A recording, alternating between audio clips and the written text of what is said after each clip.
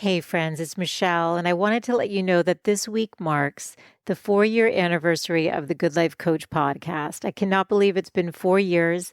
The very first episode aired on November 7th, 2018, and it was with Lisa Genova. And I've decided to rerun that very first interview. You'll probably hear the excitement in my voice and maybe even some nerves. You'll hear maybe a different sounding host because now I'm over 200 interviews in, and that was my very first one. The show is ranked in the top 1.5% most popular podcasts globally. And I want to thank Lisa Genova for taking a risk of being on my show. Most of you may not know this, but of all the podcasts that are launched, more than 50% of them never get past episode 20. People just underestimate how much work it is, and then they stop. And there's no judgment there because actually I launched a show back in 2008, and it took me 10 years to pick it back up and start it again. But the reason I mention that is that when a guest agrees to come on your show, there's no guarantee that that show is ever really going to continue or thrive. So Lisa, thank you for taking a chance on my show if you're listening to this. And I want to also thank Stephanie Stamatis, who's been my dear friend since we were babies. She's the one who made the introduction to Lisa and has been such a huge supporter of me and the show. So Steph, thank you so much. And I just want to thank just a few more people, which is Zach David, my podcast producer, who has been with me since the very first episode. You've been the best partner, and I'm so grateful I found you. You are awesome. And my parents, my brothers, who supported the show, my daughter, who's the inspiration for absolutely everything that I do and who makes me want to be a better person and to model for her what I believe is possible for every woman out there. She is truly my inspiration, and she makes me feel like a cool mom, even though I definitely don't consider myself cool. So I want to thank my husband, who actually was the very first person to suggest that I host a podcast. He actually bought me all of my equipment and set up a website for me back in 2008. He told me early adopters are going to benefit, and he was right. It's just that I didn't stick with it for the 10 years after I started, but it let me get a taste of what podcasting was about. And I'm so grateful to him for introducing me to the idea. And I'm so grateful that I had the courage to keep going.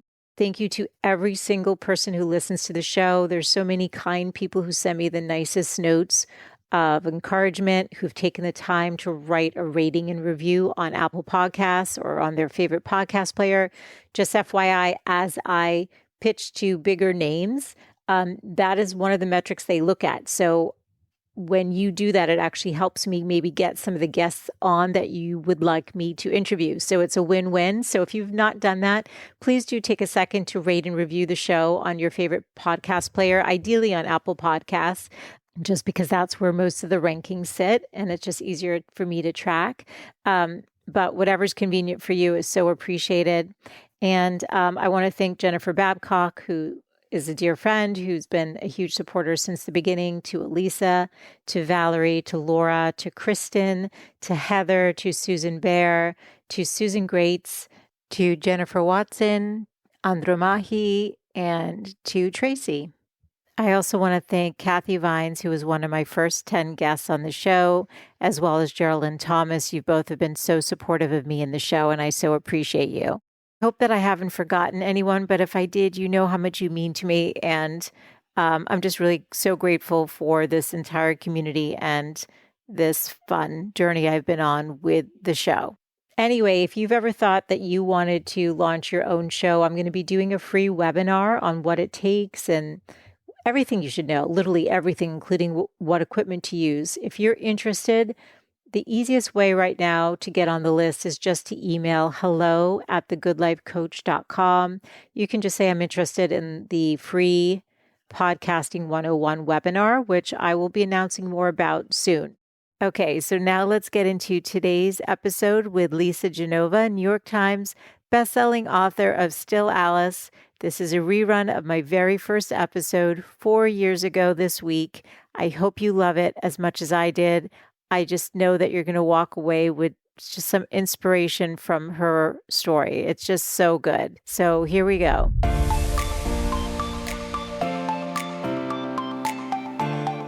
welcome to the Good Life Coach podcast. I am your host, Michelle Lamoureux. The intention of this show is to awaken you to your fullest potential. Join me each week for inspiring interviews to elevate an area of your life, as well as interviews with women entrepreneurs who are creating success on their own terms. Each episode provides actionable tips to guide you to design a life you love. Hey there, it's Michelle. I have a very special guest today, and I'm so excited to share this conversation with you. Lisa Genova is the New York Times bestselling author of Still Alice and 4 other bestselling fiction books. Her book, Still Alice, was adapted into a major motion picture starring Julianne Moore and Alec Baldwin, and actually won Julianne Moore the Best Actress Oscar in 2015. Lisa has been acclaimed as the Oliver Sacks of fiction and the Michael Crichton of brain science. Lisa has appeared on Dr. Oz, The Today Show, CNN, PBS, NewsHour, and NPR, and her TED Talk, What You Can Do to Prevent Alzheimer's, has been viewed over 3 million times. With her Ph.D. in neuroscience from Harvard University, Lisa made a life change that took her off of the conventional path. In today's episode, we dive deep into her story. She discusses how her grandmother's battle with Alzheimer's impacted her decision to become a fiction writer, and how she went from self-publishing to becoming a New York Times bestseller and then seeing her book on the big screen. We also go into the importance of having empathy for those with neurological disorders. And we discuss how purpose is so important for all of us in our lives, and Lisa shares the questions that we can ask ourselves on our own journey. So let's get into the interview.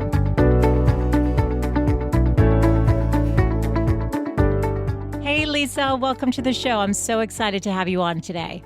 Oh my goodness, thank you. I'm so excited to do this. So you are such an inspiration to me. The more I learn about you and your work, the more admiration I have and the more excited I am to be having this conversation.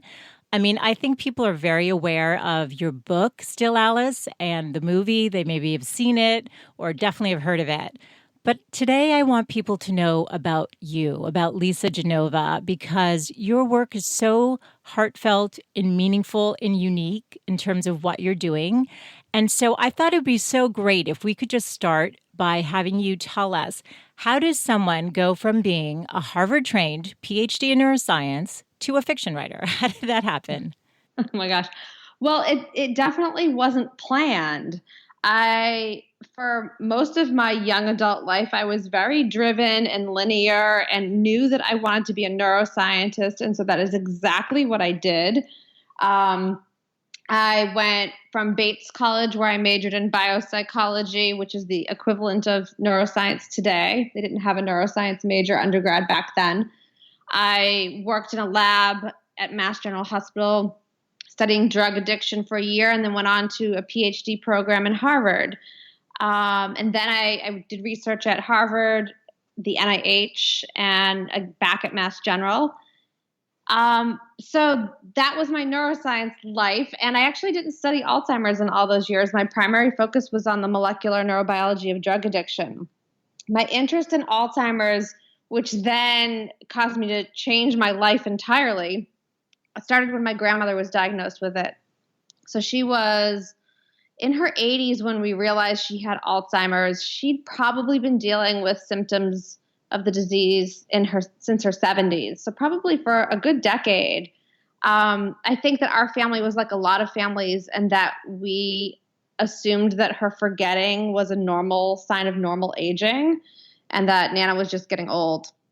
And I think we were also in denial because no one wants Alzheimer's to happen to someone you love. So by the time things got bad enough for us to realize that this is actually Alzheimer's, she was pretty far along into the disease. And so I'm the neuroscientist in the family. So I did what I could. I read everything I could find about Alzheimer's. I really did my homework to understand the neuroscience and the clinical treatment and how to manage and be a caregiver.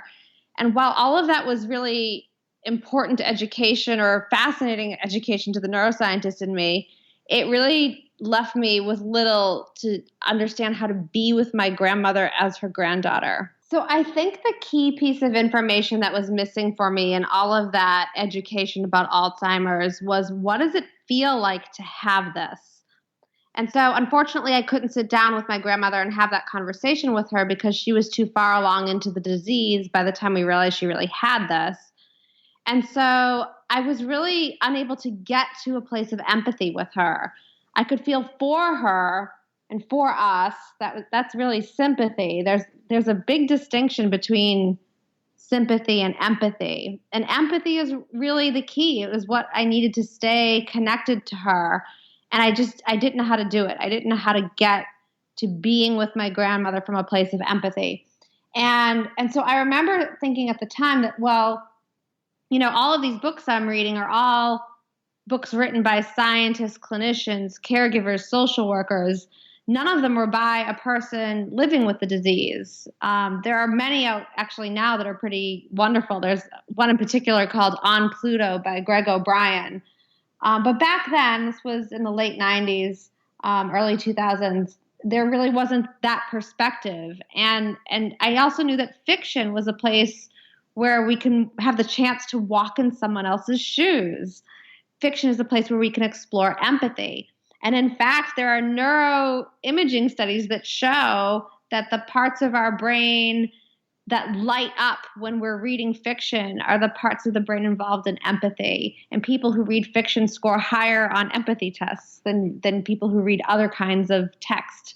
So I had this sort of aha connected moment where I thought, well, fiction is a place where I could maybe find the answer to this question of what does it feel like to have Alzheimer's? But that book didn't exist. And so the next step was like, well, what if I wrote it? And so that's how I made the leap. And it was a very scary thing to do in retrospect. At the time, I was recently divorced. So my daughter had just turned 4, and the man who I had been with in college and all the way up until my early 30s, so I was 33, the marriage fell apart shortly after my daughter was born, and tried to stay together and couldn't really imagine my life without him. So I was suddenly divorced and I was unemployed. I'd quit my job when my daughter was born. At the time, I was a strategy consultant for biotech and pharmaceutical companies, and I was working like 60 to 70 hours a week and traveling. And so I quit intending to take a year off. But then when the marriage started to fall apart, I didn't do anything because I wasn't quite sure what to do. And then so here I was, 33, divorced, unemployed, single mom, should really go back to work. But in that moment, that sort of life moment, where everything seemed to be uncertain, and that was really scary to me because I had always known exactly what my life was going to look like next. And all of a sudden, I really couldn't picture what my future was going to hold for me. And at first, that was terrifying. But luckily, it turned into a curiosity. And I got really curious about, what could my future look like next? And then, if I could create anything I wanted, what would that look like? And then it was, if I could create anything I wanted, and if I didn't have to worry about what anyone thought of me, that was really the thing that gave me the freedom to give my real answer, the real truth, that sort of soul truth, which was, I want to try to write that novel. Now, this was now 2 years after my Nana had passed away. So I wasn't giving myself permission to write that book with that great idea because I wasn't a writer. I was a neuroscientist.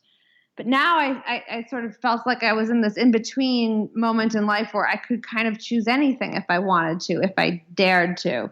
So that's how I made the transition. I literally said, okay, I'm not going back to work, dropping my daughter off at preschool, and I'm going to the Starbucks near my house, and I'm going to start writing this book about a woman with Alzheimer's. That is so courageous. I mean, I think a lot of women have these thoughts of wanting to do something like what you're doing, but it takes a lot of courage. What was what was like the main mindset or impetus that allowed you to just take that risk, though, versus falling back? Because we can always have those voices in our head that says, what are you doing? Why are you sitting here at Starbucks? You should be getting a job and making income. This isn't practical. So how do you move past that? Oh, totally. It was so unreasonable. It was so impractical. It would have been so wonderful to be at a job I knew I was good at, that I would get paid for, that I'd have health insurance for. Um, so a couple of things. I think that because I don't think I would have quit my job to write a novel. I think that because I had already taken myself out of the workspace for what I imagined was a very temporary time, I had some space to dream up what else might be possible.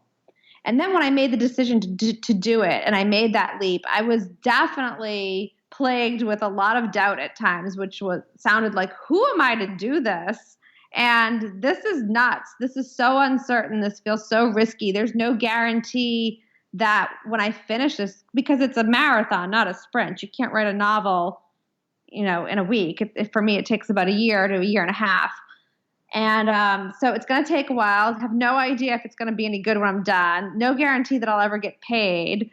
So, I was used to feedback and accolades and respect and colleagues, and none of that now existed.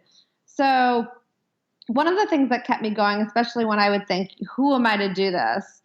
I would go into libraries and bookstores and look at the thousands of books in front of me and think, well, all of these people did it, Lisa. Why can't you?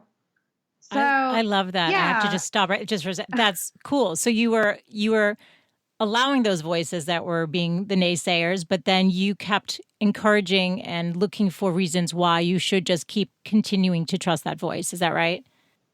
Yeah, and it wasn't so much I was allowing. I think that the negative self-talk is something that we all wrestle with. I practice yoga, and I know that yoga has saved me a lot in this process.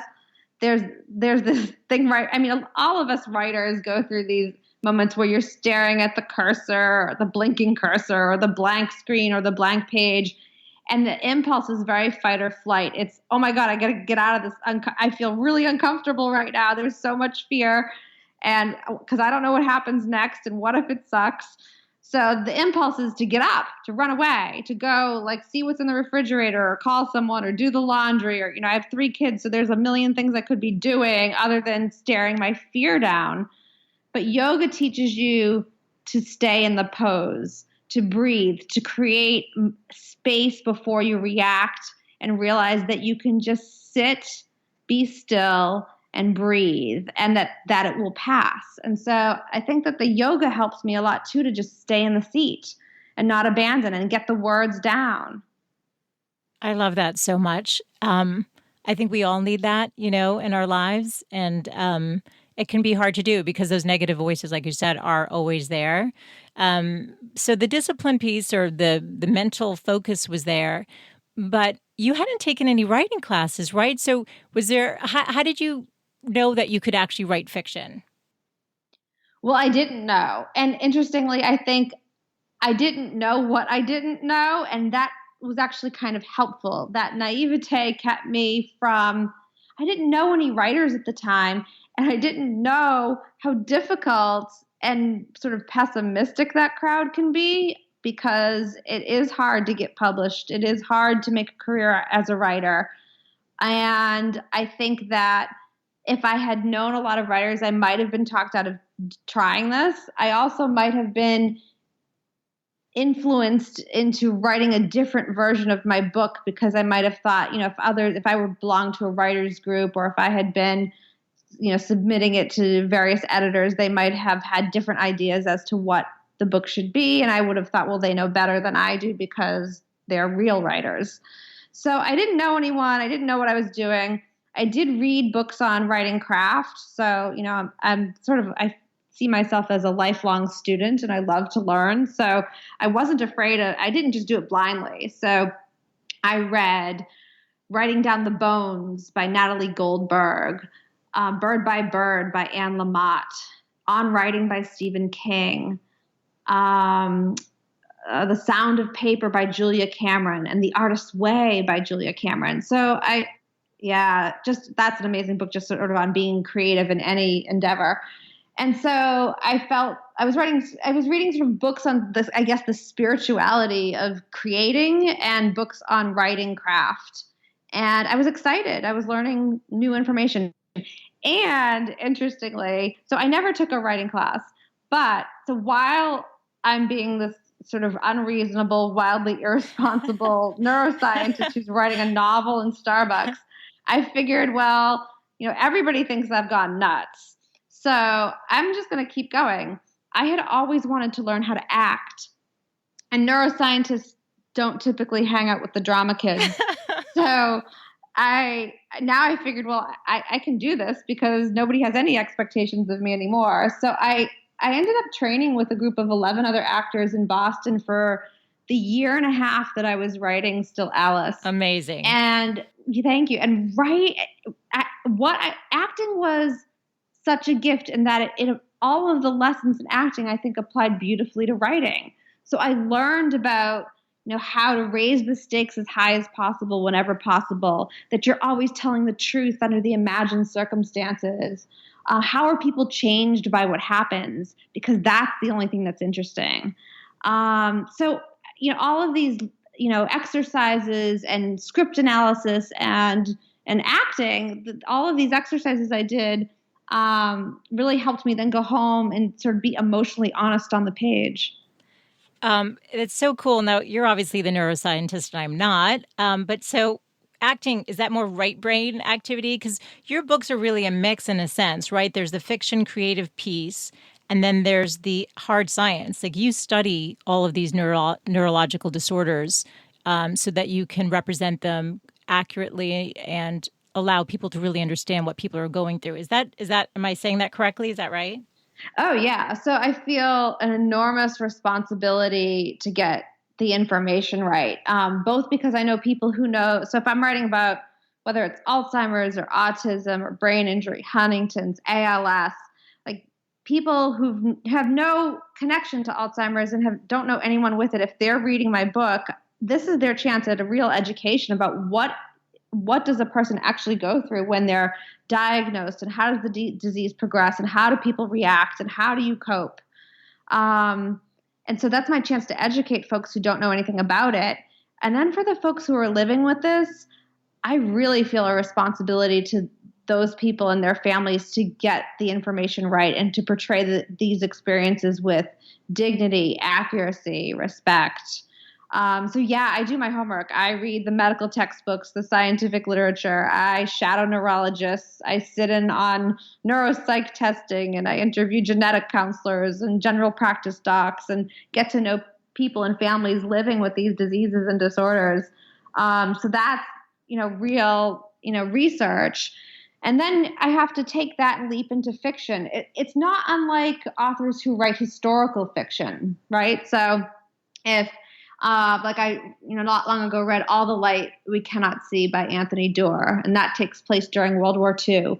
And he did a ton of research, which he'd have to, about that time period in France and Germany, and what did people eat and how did they live and what was going on there, and then World War II, and to layer that on and what actually happened. And then once you have all that information, once you know that truth, then you create the characters in the story. And so, yeah, whether it's left brain or right brain, I mean, there are asymmetries and distinctions in our brains that have led to this sort of generalized layman's notion that like the left does one thing and the right does another. And there are some specialization there, but there's so much crosstalk that we generally have a very integrated left and right. That's super helpful. And I guess as you're talking, it's making me curious about the actual creative process, because you're spending all this time with the neuroscientists, learning, researching, and doing all that. But at the same time, you're also writing fiction and creating characters. So can you take us into your creative process? Do you know in advance what the storyline is going to be, or do you start getting into the science and then start developing the characters, or is it sort of a combination? Yeah, so I don't outline my books. I begin with each one, there are decisions that I make early on, and I follow the story from there. And I sort of try to stay in the sensory moment-to-moment details as I follow what would happen if. So, for example, with Still Alice, I know I'm going to write about Alzheimer's. The first decision I make is, well, I'm going to give this to someone young. So the main character is going to be a woman because that was based on my grandmother, inspired by her. And I wanted to make her young because the people who were raising their hands and saying, I'll talk to you, I'll tell you anything you want to know about what it's like to live with Alzheimer's, people who have it, they were in their 40s, 50s, and 60s. So these were folks who either had early onset Alzheimer's or who were still in the early stages of Alzheimer's and could communicate what it feels like to live with it. And in getting to know these folks, and I was in touch with people every day, I was in touch with some combination of 27 people every day for the year and a half that I was writing this book. And so we were in touch through an email group or a 1 hour live chat every day or through phone. And I recognized that these people aren't included in what gets talked about when we talk about Alzheimer's. I think the general public's notion of this disease, and part of the reason I think that we've ignored it for so long, is like, well, this is just a disease of the dying elderly. And, unfortunately, that's a population that we maybe aren't taking the time to consider and give our care and attention to. But what about, and those folks obviously do deserve our care and attention. And what about all the people who are living with Alzheimer's? What about people who are in their 40s, 50s, 60s, 70s? Like, we're not really used to thinking about people living with this disease. So I kind of wanted to shake things up and, again, still portraying the truth. But what happens if a 50-year-old woman gets this? And here's a disease that robs you of your memory, language, and cognition.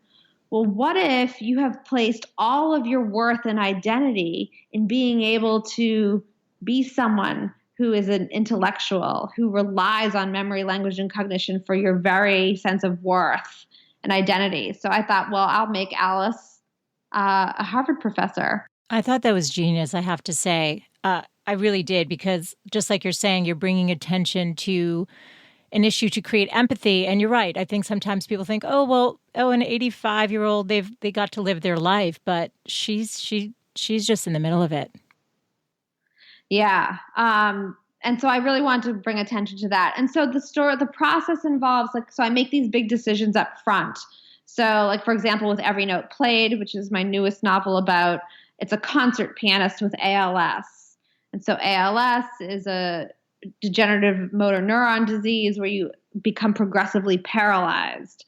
And so again, it's like, well, what would happen if I were a concert pianist and all of my worth and identity and passion involves my ability to play piano, to move my hands, and then I'm no longer able to do that? And so there are sort of big universal human themes that always come up. It's kind of amazing that sort of studying people with neurological conditions always reveals some life lesson about our human condition, which we all share. So, with Alzheimer's, there's the idea that you are more than what you can remember, that if I forget this conversation you and I are having 5 minutes after we're done, it doesn't mean that we didn't enjoy the conversation while we were having it or that it didn't matter. So this idea that you matter beyond what you can remember. There's with autism, that book was all about unconditional love. And that, we tend to view people on the autism spectrum as different and other. And my biggest aha in writing that story is that, we're all on the spectrum. And once you understand that, it invites the possibility that we're really all connected. So all of the books have sort of these, big life themes of redemption or forgiveness or unconditional love or worthiness.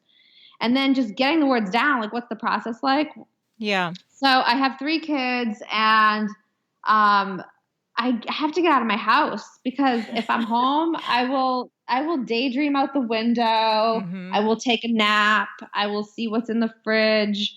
I will be on Facebook or Instagram or whatever, email too long.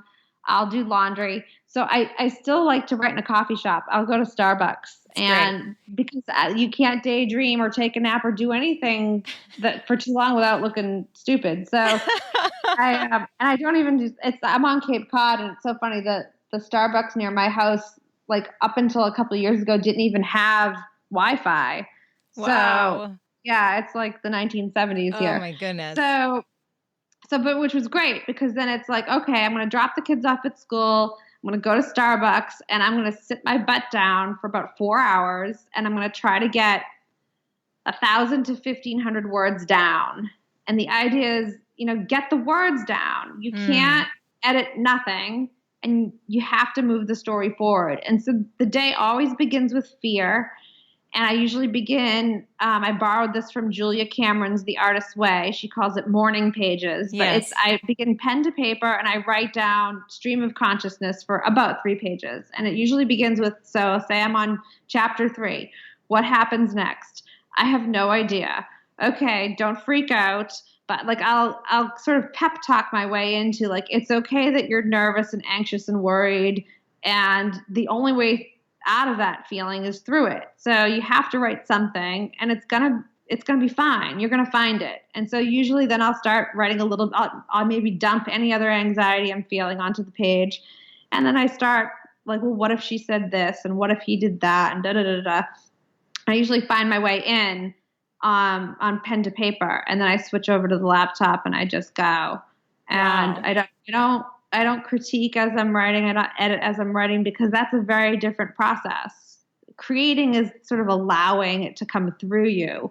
So like Elizabeth Gilbert has this amazing TED Talk. So she wrote Eat, Pray, Love. Yes. And she talks about how the idea that these stories feel like oftentimes they come through her and not from her. Yes. And I so identify with that feeling that there's a surrender and an allowing that I've done all my homework. I've done all this research. I understand so much. And now I just need to get really present and allow the story to come through me. Yeah, I can relate to that completely too. And I think that it's so beautiful the way that you stay true to your craft and sit there and move through it and do it. I think that a lot of people are actually going to take away ways to manage their own creative process, because I think sometimes, just like you learned from reading Elizabeth Gilbert or other people, you learn ways to manage the process because there needs to be some discipline around how you do it. And speaking of that, I guess I'm curious because I'm not sure if people know this, but you originally self-published your book and it was rejected by almost 100 agents. And you sold your book out of the back of a car for, I don't know, was it just under a year? You can let me know in a second. But my question is, how did you keep motivated once that book was done? And, you wanted it to be published by an agent and they weren't understanding your vision for it. How did you keep that motivation going? So yeah, I finished Still Alice and I did what you're supposed to do next. I sent out query letters that I got the literary marketplace guide and I found 100 literary agents who, according to the book, would be possibly interested in the kind of book I'd written. So I sent out the query letters. It's quite possible that my query letter just completely sucked, but I heard back no. I doubt that, Lisa. I doubt it. Well, I doubt it. I heard back no in the form letter, the sort of dear author, thanks for your submission, but no thanks. So I heard back no from most of them within the first few months. And while that was all very disappointing, it wasn't really yet discouraging because none of them had read the manuscript. So right. They hadn't read the work itself. No, it was just the query letter they were rejecting. They were rejecting the idea of it because, it's like, and I kind of don't blame them. It's like, okay, a neuroscientist has written a novel. That sounds sketchy. And then it's about a woman with Alzheimer's. And, I bumped up against this over and over. So eventually 3 agents wanted to read the book. I'm still waiting to hear back from one. Oh my goodness. That person's kicking themselves right now, though. I know. I love to tell people it's like that scene from Pretty Woman when Julia Roberts goes back to the store where they wouldn't wait on her. And she says, "You work on commission, right?" I love it. I love it. Yeah. So the other 2 said, okay, like I like the book, but it's just too risky. Like fiction is a very tricky, risky market. And you've written about a woman with Alzheimer's. And I think that the general public's just too afraid of this disease or it's a little too depressing. I just don't think people are going to want to read a book about a woman with Alzheimer's. And interestingly, fast forward many years later when I had a film agent, he said a similar thing. Hallmark and Lifetime were interested in it, and I refused to even entertain the possibility of selling the film rights to them because I wanted it to go to the big screen. Mm-hmm. And not just because like I wanted to go to the Oscars someday with Julianne Moore. It was, if my mission is to help drag Alzheimer's out of the closet and into a global conversation where we can talk about this disease that is scary and overwhelming and get people to sort of humanize it, and then we can invite sort of the conversations that lead to social change and a sense of urgency that's going to lead to more funding and advancements in medicine for Alzheimer's. So I want to do that in a big way. And I was worried that, selling it to Hallmark probably wasn't going to expand my audience much. And so my film agent said, Lisa, you've got a drama starring a 50-year-old woman with Alzheimer's. Hollywood is never going to make that movie. Wow. So backing up to the book again, so that's what I was hearing. Like these two agents that read the manuscript said, okay, but yeah, I don't think it's marketable. So I was really left with the choice of nobody wanted it. So it was stick the book in the drawer and go back to being a neuroscientist or a strategy consultant, or I could self-publish it. And I really didn't want to self-publish it because I come from the world of science where you can't publish anything unless it's peer reviewed. Right. And so in essence, I was about to publish it without being peer reviewed. And so it just, I was definitely worried about the stigma that would be attached to it.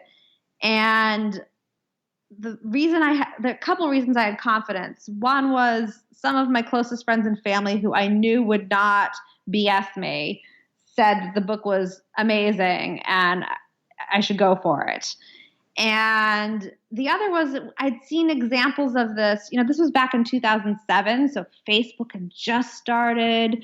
Self-publishing for books really wasn't a mainstream thing yet. Right. But it was for filmmakers and it was for musicians. So we'd seen these other creative areas where, you don't have to wait for a record deal from Columbia to build an audience, put out your record on your own, or you could be an indie filmmaker. So I thought that maybe there was a chance that there was room for this in the book publishing space. So yeah, in the summer of 2007, I self-published Still Alice with iUniverse. I spent $450 getting them to publish the book, and then I could buy copies at I think 50% off. And so I sold them out of the trunk of my car here on Cape Cod, and the independent bookstores would carry 2 or 3 copies on consignment. Barnes and Noble and Target and Borders at the time would not carry them if the major chains wouldn't look at it. I could list it at Amazon, so that was super helpful. And I marketed it online through social media that existed at the time, which was mostly MySpace and Author's Den. God, I love it. Yeah. So far. Yeah. It's ancient history at this point. Sure. So I was giving myself a year and I was giving myself a year to get to a big publishing house because I wasn't going to make a living as a self-published writer, at least at the time. And I found my way to a literary agent and Simon Schuster in 10 months. So thank goodness Simon Schuster bought the rights and got me out of the trunk of my car. Right. But it's an amazing story, actually. And I admire your persistence with it because, like you said, this book came through you. You were just needing to get it out in the world and you stayed true to that and you didn't give up. So I applaud you for that. And what's amazing is then the world resonated with the book, didn't they? So it spent 59 weeks on the New York Times bestsellers list, which is phenomenal. So trusting that inner voice of yours allowed all these people to connect to this character of Alice and find empathy for people with Alzheimer's, which is what your mission was. So congratulations on all of that. I mean, I think it's such a great story on so many levels, but then it gets better. So how does it go from book? Now you're talking about film, right? So you were entertained by not the major motion picture houses. So how did it end up becoming a major motion picture? Thank you. Yeah, so this was the next level of like, oh my God, who knew this could happen? Right. So it bumped around a little. So Hallmark and Lifetime wanted it, but I said no. And then we had another director who was a big director who was potentially interested, and he shopped it around to a few actresses first, but nobody bit. And then this producer from England, his name's James Brown, and his business partner Lex Lutzis, they made exactly one film together called Age of Heroes about a World War II movie aimed at teenage boys. He calls me out of the blue and gives me the story of how he came to know about Still Alice, and that this is their dream movie. This is what they want to make. Wow. And he really understands the book, and we clicked. And it was another moment of this it was an intuitive, this is the way. And it was sort of unreasonable because he did not have the resume to give me any reason to believe that he could actually make this movie in a big way. And yet, I recognized in him where I was in my career as well. It's like, I didn't have the resume to write Still Alice. But everything he said just clicked with me. And we to this day, James is like a brother to me. So I said yes to this unknown producer from London.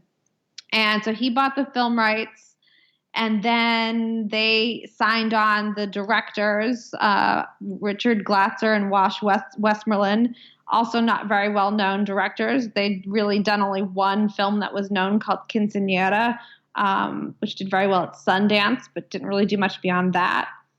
And then interestingly, so I was in Australia just before selling the film rights to them, and I was on book tour for Left Neglected, my second book. And in my little notebook where I was writing down cute little Australian sayings in case I ever create a character from Australia, on one page all by itself, I wrote Julianne Moore for Still Alice. Wow. Just out of the blue, it came to you? Like you just had, wow. Yeah, I still have it. I've actually taken a picture of that page in my journal and sent it to her and let her know that I manifested her. So we're in fast forward after. You manifested that, Lisa. Yeah, I know.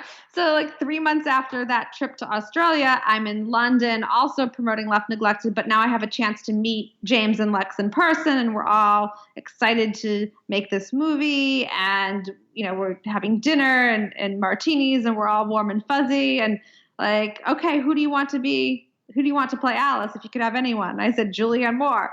And they said, oh my God, we want her too. Oh my goodness. It happened. Yeah. It's amazing. Yeah, and it's crazy that movies ever get made is my take-home message from that experience. Like the number, like I can just sit down and write a book and it's all in my control. Filmmakers, oh my God, they have actors' schedules and budget that may or may not come in, and all of the makeup and the sound and the cinematographer and like all of these people that need to come together in the same time, the same place, and bring their best selves and their most talented selves to this singular vision. That it ever happens amazes me. Okay, so let's go the next step. So not only did the movie get made, but Julianne Moore won an Oscar for a role of a character you wrote. Like, how did that feel? And you must have some fun story to share about that experience. Yeah, I mean, it was completely mind-blowing. So I got to be on the set, and the first day I get there, they're filming the scene in the house where it's the Christmas Eve dinner. And so Alec Baldwin's at the head of the table, Julianne Moore's at the other head of the table, and we've got Kate Bosworth and Kristen Stewart and Hunter Parrish, and Wash, one of the directors, walks me in the room to meet everyone. And I said, oh my God, I made all of you up, and here you are. It's so trippy. It must have been surreal on some level, just like you're seeing what you wrote come to life. Like, that's incredible. Yeah, it was, yes. And they were very true to the book. So there's definitely some differences, and it was fascinating to watch the choices that they needed to make at times, and scenes that they shot that got edited out for all kinds of reasons. And the scene in the chapter in the book that James read that made him know for sure he wanted to make this into a movie never even made it into the first draft of the script. So like there are, so much of the book is in the film, and then a lot of it, of course, isn't. And so the whole thing I thought was just fascinating and such an honor that they would then take what I wrote and make it this visual cinematic experience. And so they shot the film in March of 2014. It was just a 5-week shoot, so it was super fast.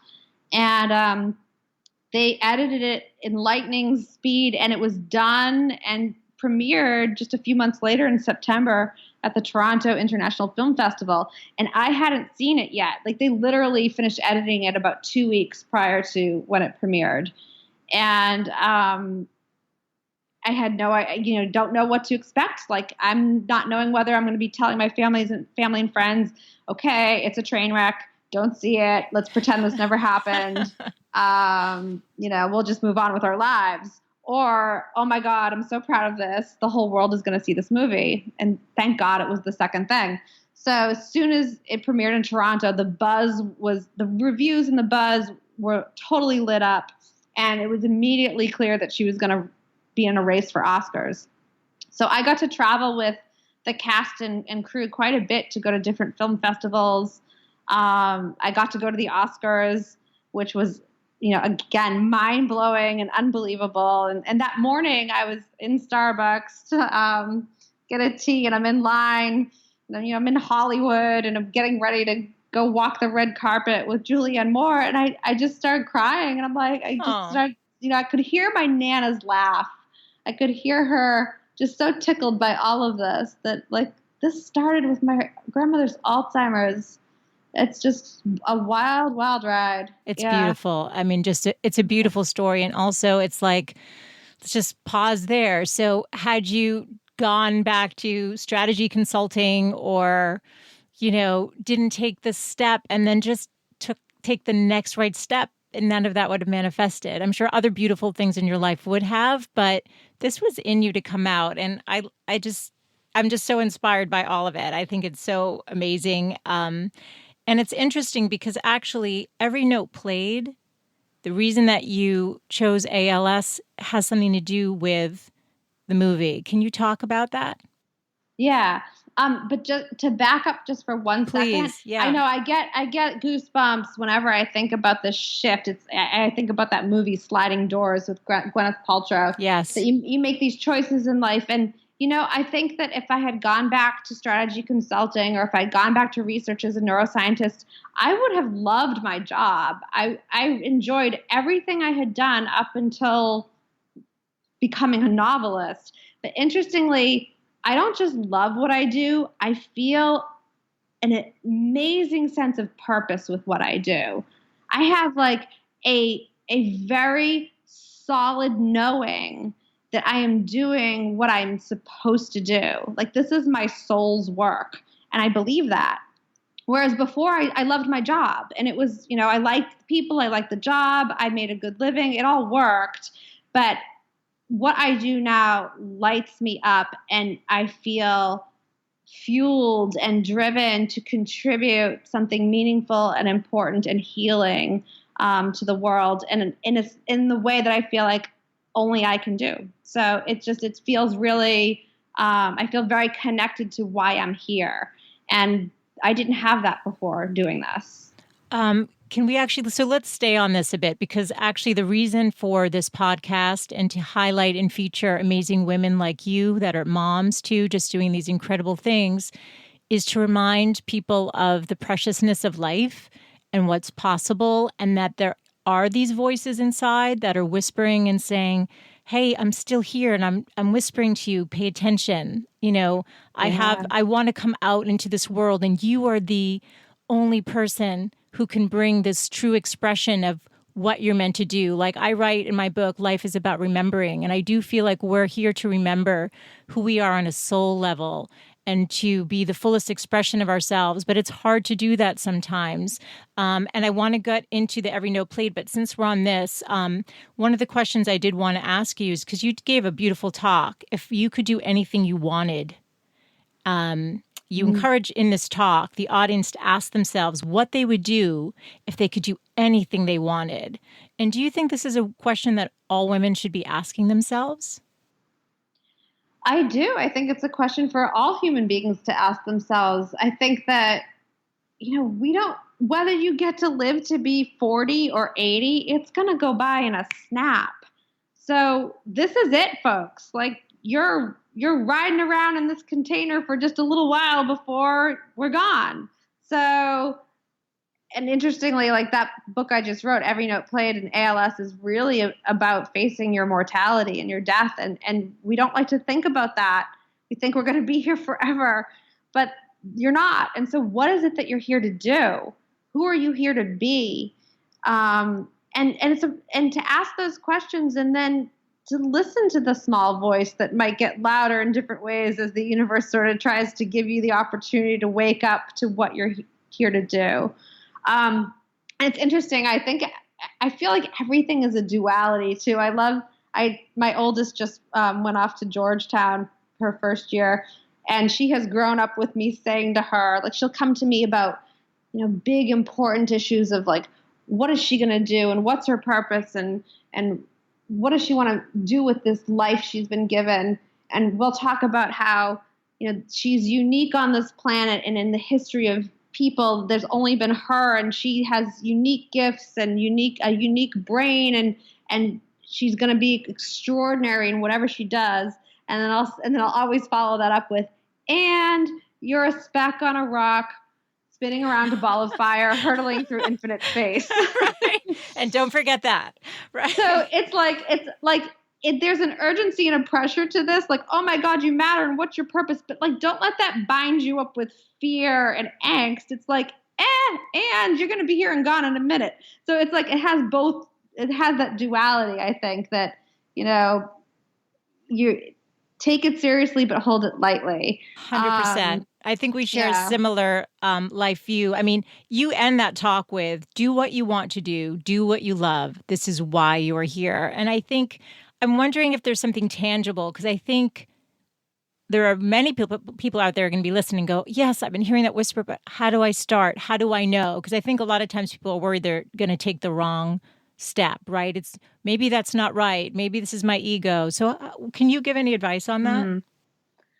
Well, I don't know. I think that a lot, like, to figure out the doubt, where is that coming from? Because we do have responsibilities, and we do have, like, we have people to take care of or bills to pay. And I'm not saying that, like, listen to, recklessness driven by ego.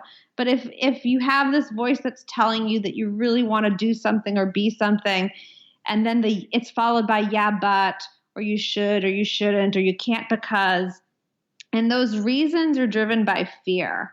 If when you boil it all down, if the reason you're not pursuing what you really would love to do is based in fear, then that's probably something to pay attention to. Like, that's probably your ego is probably trying to keep you safe and comfortable. I think that decisions made out of fear are probably never the right path.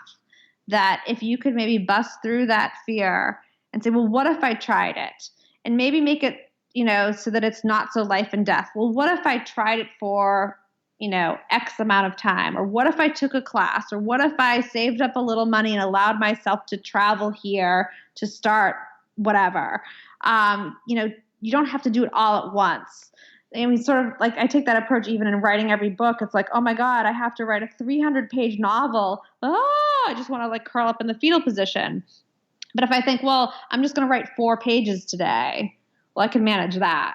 So if whatever your dream is, if it feels overwhelming or scary, or you can't because of the enormity of it or the sheer terror of it all, could you chunk it down into something smaller where you could start and realize that, maybe you can try and begin and give yourself some data or proof to see that, oh yeah, this is my calling. This is what I'm here to do. That's amazing. And I completely agree with everything you've said. And I'm just wondering more about your process too, because, you mentioned you went to the bookstore and saw these books and on the shelves and said, hey, why not me too? So in your own process of listening to that voice, and you just kept taking the next right step, whatever was in front of you that made sense. Okay, I'm going to write it. And okay, I can't get a publisher, so I'll self-publish, but I still want to get the publisher. You just kept following it. Did you have a vision in your mind, though, of being a New York Times bestseller? Were you following sort of the 30,000-foot level view of, manifesting what you desired and then took the steps? Or did you just let the process guide you to where you ended up? Does that make sense? Yeah, it makes sense. And it's funny because I've always been a very driven person and I've always aimed for success. But success means different things. And what I visualized and what I hoped for was that a lot of people would read the book, that the book would resonate with the right people who needed it. And so, like, I approached the Alzheimer's Association early on and gave them the book, and they loved it. And I got to blog for them, and I sort of started becoming an advocate and a voice and a member of that community because I wanted what I had found in writing that story to help other people traveling that journey. So, like, I so wish I knew then, when my grandmother was alive, what I understand now. And I didn't know this. I didn't understand how to get to empathy while she was alive. I know this now. The book is a vehicle and a guide for that now. And I want to pass that baton to as many people as I can. And so the idea was, like, I really hope this book reaches all of the people who need it. And yeah, as a result of that, it would, become a New York Times bestseller. But that wasn't I need to write a New York Times bestseller. I think that if that's the goal, that feels a little hollow in some ways. It's like, I want it to do all the things I hope the book does. And then as a result, all of this other stuff would follow. But I didn't really know, I didn't know how to dream this big for the book. I think I didn't know what I didn't know. So if I had stayed a neuroscientist, like, maybe your goal is to win the Nobel Prize, or maybe your goal is to get a tenure track position as a professor. Like, I sort of knew what the achievements were as a scientist. But as a novelist, I didn't grow up there. I wasn't climbing the rungs of that ladder. So I came in sideways and ass backwards. So my mission was to help people understand this disease from a space of empathy. And everything else just followed from that. And it has given me the permission to continue doing what I do. So I'm thrilled that it's been on the New York Times bestseller list, and I'm thrilled that it was made into a movie. And it's not because I got to wear a beautiful dress and walk on the red carpet, although that was really, really fun. It's because I get to do this thing that helps people understand others who tend to be ignored, feared, misunderstood. And it's just, these books become a bridge to bringing people back into community, connecting people through empathy. That was the best answer, because what I took from that, and what I think and believe to be true in my heart, is follow what is in your heart, what is your purpose. And that's just really what you did. You do such a beautiful job. So your mission is not only to help people understand the neurological diseases and the impacts on these people, but then most importantly, to have empathy. Let's go back to Every Note Played. That story made me cry. I'm not going to give anything away because I think everyone should read it. But it's so beautifully written. And you have, somebody who's super successful, a renowned pianist, and he has ALS. Can you talk about how things are interconnected? So Every Note Played was written as a result of your experience with somebody very significant to you from Still Alice. Can you talk about that? Yeah, thank you. So Richard Glatzer, who co-wrote the script and co-directed the film, was diagnosed with ALS just a couple of months before he read Still Alice, and had the amazing courage and tenacity and generosity to say, what do you want to do with the time you have left? The average life expectancy following an ALS diagnosis is 3 years. So, and he had bulbar ALS, which means that it began in the motor neurons that feed his head and neck. So he lost the ability to speak almost right away. So what do you want to do? Do you want to, circle the wagons and spend time with family and friends? Do you want to sell the house and travel the world? Or do you want to make one more film? And that's what he decided to do.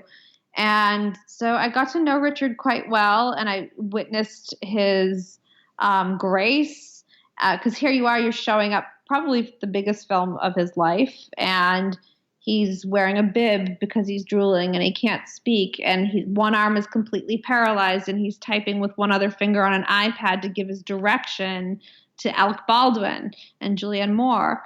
And, most of us like to show up for big, important things as our best selves. And Richard's best self at the time was really compromised. And that he was willing to do that just, I think, took, courage and humility and grace. And so I asked him, ALS was certainly on my list of diseases and disorders and conditions that I might write about. Because again, I'm trying to write about, as a neuroscientist, I'm fascinated with the brain, and I think my training makes me uniquely qualified to explore conditions and diseases of the brain. And I'm also looking for folks who tend to be ignored, feared, and misunderstood. So people who live with shame and stigma and alienation because of what they have. That's, if we might not be able to cure these diseases yet, but we can certainly do something about the loneliness or the exclusion. And so I think these stories become a vehicle for familiarity and understanding. And so ALS was absolutely on that list. And so I asked Richard if I could write about that next, and he said, of course. And so he became the first person I knew who was in communication with me about what does it feel like to have this. Because again, okay, how many of you, did you dump a bucket of ice water over your head? Probably. I mean, I did. Did you do the ice bucket challenge? So we do this. We dump the bucket of ice water, and then what did we do next? We probably posted it to Facebook, maybe tagged a few people, maybe donated a little money, and then you had lunch and you did the next thing, and you probably spent very little time considering anything more about ALS and what it feels like. So again, the book becomes an opportunity to not just learn what ALS is, to not learn, it's not just about learning. I think when we learn about anything, if we're just learning the definition or a list of symptoms or, I don't know, like a bunch of bullet points, that's one way of learning information. But if we can add empathy as an ingredient to how we learn, it just shifts everything. And you did it beautifully.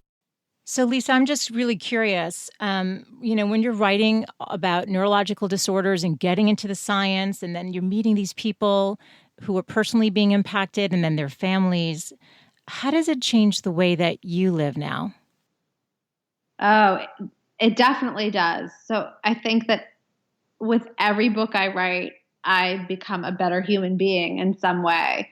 So because I learn, again, I'm learning about these neurological conditions, but in the course of knowing the people who are willing to share with me what's going on in their lives. I mean, these are people who, so for example, with the story about ALS, I came to know a dozen people with ALS in the course of doing the research for this story. And 8 of the 12 died before I finished the final draft. And so these are people who only have so much time left.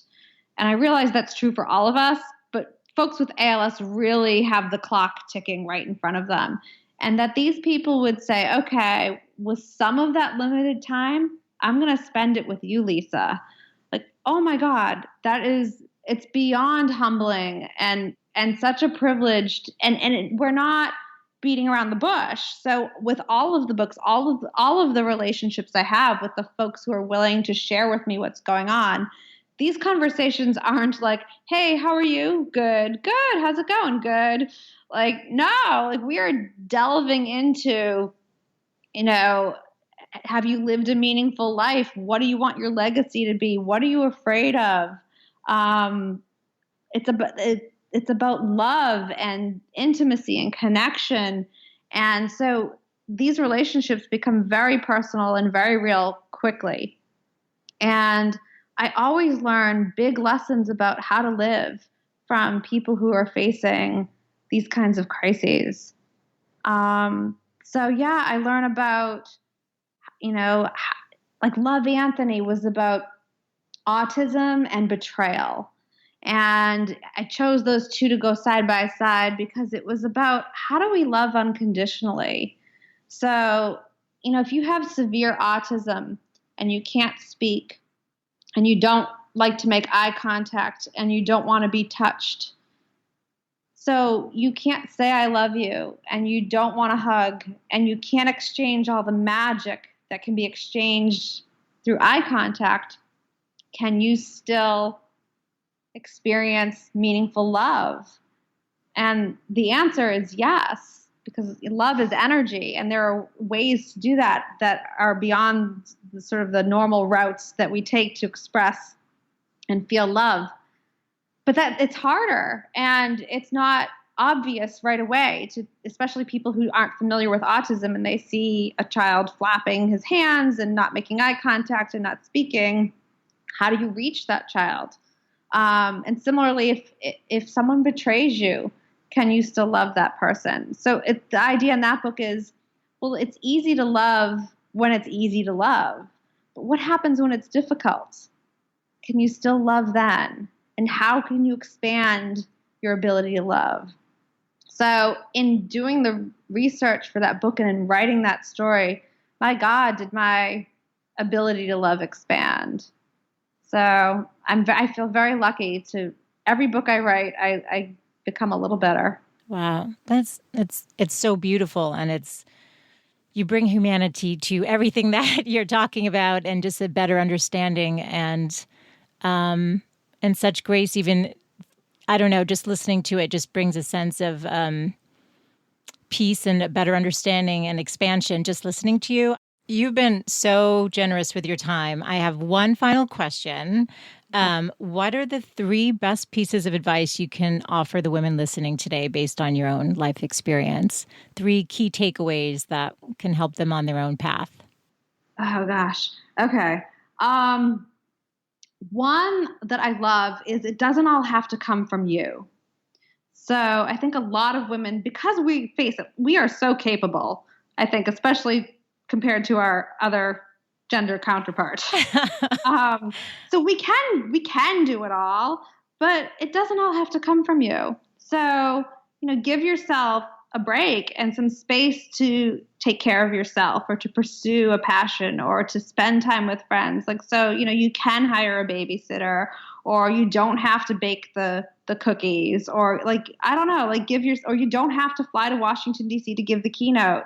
You don't have to do it all. It doesn't all have to come from you. So someone else will give the keynote in a couple of weeks and it will be wonderful. It didn't have to come from me this year. So likewise, I don't have to, be at every single thing of my kids. Sometimes I have to be at a keynote. So it doesn't all have to come from you. I think that I think everything boils down to either love or fear. So listen to the voice in you and notice if it's coming from fear or if it's coming from love, and that will help steer you. And then the other one is, you're going to be dead someday. Do it now. Amazing. You're amazing. I can't, no, you are, Lisa. I can't tell you how much I've enjoyed this conversation really enjoyed it. And I just want to acknowledge you and your work. And I think everyone should read all of your books. They're just so beautifully written. And again, just the fact that you're connecting the truth of what's happening with these people with the empathy piece. It's so great and needs to be out there more. And I'll list the books on the show notes so people can go find you. But where can people learn more about you? Oh my goodness. Thank you so much. So you can find out more about me at lisagenova.com. Okay, that's perfect. But I'm going to link your TED Talks too. Thank you. Yeah, because those are great. You've been very generous with your time. I thank you from the bottom of my heart for your time today. You've been amazing. And Thank you so much, Michelle. This has been such a pleasure. I appreciate you giving me an opportunity to reach people through your podcast. Oh, great. I'm so grateful to be able to do that. And I wish you the most success in everything you do, which it will be. So thank you so much. Too. Thanks so much for tuning in today. I hope you gained some new information or inspiration for your life. That the essence of this show is to really wake up to what's possible for you, to reclaim your beautiful voice, and to really learn to love and prioritize yourself. So if you gained any value from any of the conversations you've tuned into, make sure to subscribe on your favorite podcast player. You can do that right now on your phone.